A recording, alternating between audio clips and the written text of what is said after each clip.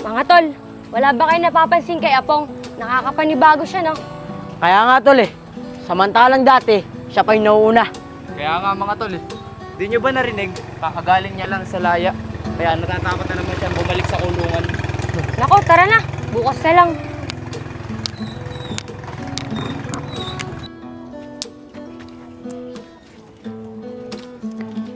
Mga pre, kamusta naman nung nakulong ako?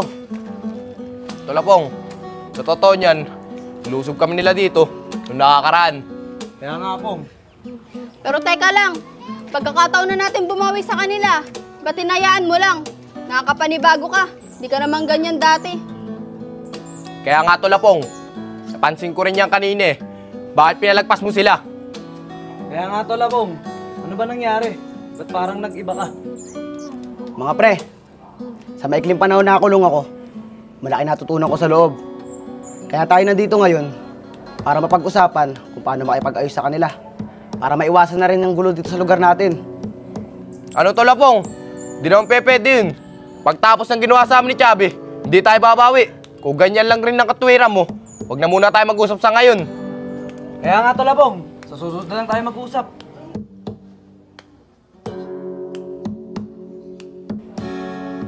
Mariel, may mali ba ako nasabi? Apong, di mo kasalam yung nangyari sa amin dito nung nasa loob ka pa. Si Ayag kasi, sinaktan ni Iber at nilusob kami dito. Pero wag ka mag-alala, kakausapin ko na maayos yung dalawa. O paano, maiwan na kita, bukas na lang ulit. Mariel, mag-ingat ka.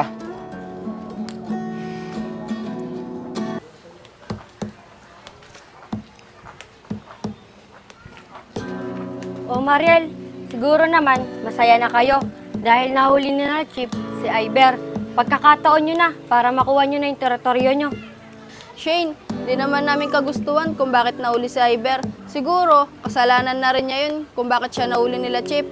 Tsaka hindi nyo kami katulad na gusto maagaw ang teritoryo. Aba Mariel, nakakapagtaka ka. Hindi ka naman ganyan dati magsasalita. Bakit? Pinagtatawanan nyo ba kami? Kumot nahuli si Iber. Nakalaya lang si Apong, yumabang na naman kayo. Shane, diyan ka nagkakamali. Kahapon, nakausap ko si Apong. Ang sabi niya, gusto na raw niya tayo magkasundo-sundo para maiwasan yung gulo sa lugar natin. Mariel, yan din naman ang gusto kong mangyari. Si Iber lang at saka si Oscar, ang gusto nila, lagi tayo mag-away-away. Mariel, nakakaya na rin dito sa lugar natin dahil tayo pa nag-uumpisa ng gulo. Shane, may naisip ako. Kakausapin ko si Ayag, tsaka si Chubby. Kausapin mo naman si Melok, tsaka si Oscar. Subukan natin kung mapag-ayos natin sila. Mariel, tama ka nga. Kakausapin ko si Melok at saka si Oscar. Tignan natin kung mapagkakasundo natin sila. Pero tayong dalawa, okay na tayo. Oo naman, Shane. Para sa ikatitigil ng gulo sa lugar natin. O paano Mariel? Mauna na ako. Chubby, naninibago talaga ako kay Apong kahapon. Hindi naman siya dating ganun. Tsaka di siya papayag na hindi tayo nakakabawi. Kaya nga tol Yayag, pero huwag ka mag-alala. Gagawa tayo ng paraan para makabawi. At lalong-lalo na dun kay Oscar. Pero Chubby, kailangan mo nang malaman to ni Apong. Dahil mahirap gumawa ng akbang kung di niya alam. Tol Yayag, ba't mo pa sasabihin kay Apong? Kahit tayong dalawa nga lang, kayang-kaya natin gawa ng plano yun. Oh, Yayag, Chubby. Buti nakita ko kayong dalawa. Sasabihin ako sa inyo importante. Aba Mariel, ikaw ba yan? Nakakapanibago ka. Tila na wala yung angas mo ah. Yayag, Chubby. Hinito ang oras para makipagbiruan ngayon. Kanina, nakausap ko si Shane. Ano Mariel? Naipag-usap ka kay Shane. Huwag ka may ikipag-usap doon. Alam mo naman traitor yung mga yun. Diyan ka nagkakamali, Chubby. Kanina, sabi niya sa akin, gusto niya na makipag-ayos sa atin para maiwasan na yung gulo sa lugar natin. Mariel, madaling sabihin yan. Paano naman yung nangyari sa amin ni Chubby? Ganon-ganon na lang ba yun? Yayag, Chubby. Ako na yung nakikiusap sa inyo para sa ikakatahimik ng lugar natin. Para makakilos na rin tayo ng maayos. Dahil mas maganda pa rin kung wala tayong kaaway. Mariel, nakasigurado ka ba na makikipag-ayos sila sa atin? Kaya nga, katulad nung sinabi ko kanina, mga traitor sila. Pero mga tol, maganda siguro niyan, malaman to ni Apong para makapag-desisyon din siya. Maraming salamat Yayag, Chubby. Sa tingin ko naman, totoo yung sinasabi ni Shane kanina. kakausapin daw niya si Melok tsaka si Oscar. Oy mga pre, nandiyan pa tayo. Kanina ko pa kayo hinahanap eh. Apong, tamang-tama dumating ka. May sasabihin kami sa'yo. Apong, pasensya ka na sa pinakita naming ugali kahapon na. Kaya nga tol Apong, pasensya ka na. Mga tol, wala yun. Basta tayo, wala mag-iiwanan. Siya nga pala, anong sasabihin niyo sa akin? Apong, kanina, nakausap ko si Shane. Ang sabi niya sa akin, gusto na raw niya tayong magkaayos-ayos. Ito na siguro yung tamang panahon para magkasundo-sundo tayo. Mga tol, at tulad ng sinabi ko kahapon, pwede naman tayo makipag-ayos sa kanila. Tol Apong, willing naman tayo makipag-ayos sa kanila eh.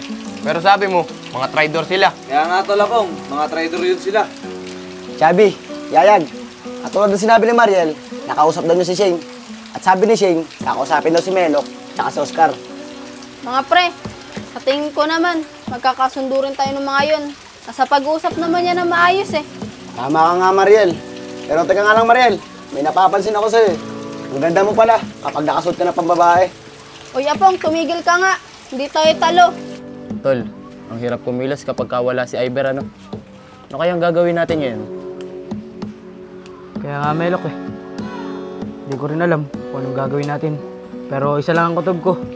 Babawi sa atin si Chabi at si Ayag. Kaya Melok, maganda ka. Tol Oscar, lagi naman ako nakahanda eh. Sa kung ano mang gawin sa atin ng dalawang yun. Melok, teka lang. Si Shino, parating. Oscar, Melok, may sasabihin ako sa inyo. Kanina, nakita kami dalawa ni Mariel at nagkausap kami. Shane, anong ginawa sa'yo ni Mariel? Sinaktan ka ba niya? Kaya nga Shane, sabi mo lang para makabawi tayo agad. Oscar, Melok, hindi naman niya ako sinaktan. Ang totoo nga niyan eh, nagkausap kami dalawa ni Mariel. Ang sabi daw ni Apong, gusto na daw niya magkasundo-sundo tayo. Shane, totoo ba yung sinasabi mo? Nakikipag-ayos na sila sa atin. Parang hindi naman nata totoo yan. Sa ginawa namin ni Melok, kay Chabi at kay Ayag, sigurado ako, mabawi sa atin yun. Kaya nga Shane, baka mamaya isang patibong lang yan. Mga tol, hindi naman siguro patibong yon. Nung nakausap ko kasi si Mariel, seryoso siya sa mga sinasabi niya. Pati wala naman sigurong masama eh kung makikipag-usap tayo sa kanila. Pero Melok, naniniwala ka ba sa sinasabi ni Shane? Tol Oscar, hindi ko rin alam eh. Mahirap kasi magdesisyon hanggat wala si Iber. Kaya nga Melok eh. Pero Shane, subukan natin makipag-usap sa kanila. Pero sana, walang masamang mangyari sa atin doon. Oscar, Melok, maraming salamat talaga. Pero malakas ang kutob ko na magkakaayos din tayo ng mga yon. O paano? Tara na, punta na natin sila. Shane, siguraduhin mo lang ah. Pero, teka lang, naninibago ko sa suot mo eh. Nakapambabae ka ata. Tsaka nasa yung cup mo. Arbor ko na lang yun. Nako, tara na nga. Mga pre, ang saya ni Haling Yeye. Dahil nalaman niya na nahuli na si Iber ni Chip. Kaya nga, dahil wala na ulit sa kanila manghingi ng pera. Yung mga tol, sila Shane no? O Shane, saan pupunta? Eh, Apong, makikipag-usap sana kami sa inyo eh. Ah, ganun ba? Sige, pumasok muna kayo dito. Tumuulan dyan. Siya nga pala, ano sasabihin nyo?